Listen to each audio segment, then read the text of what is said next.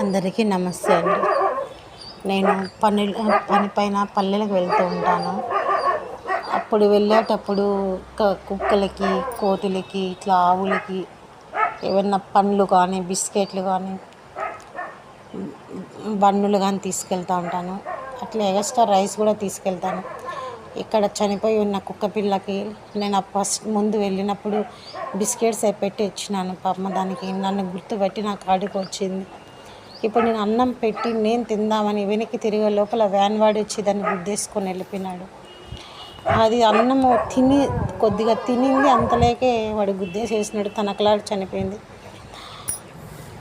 అసలు కనీసము ఒక ప్రాణి ఉండాలి, అది అన్నం తింటా అంది, దాన్ని ఎలా అని ఇది లేకుండా తొక్కించుకొని పోయి అంత తొందరపాటు పనులు ఏముంటాయో మనుషులకి తెలియదు. కుక్కదైనా ప్రాణమే, మనిషిదైనా ప్రాణమే, ఎవరిదైనా ప్రాణమే. ఆ పరిస్థితిలో చిన్న బిడ్డలు ఉంటే ఏం కావాలా? చూసి దయచేసి ఆలోచించి డ్రైవింగ్ చేయండి ప్లీజ్.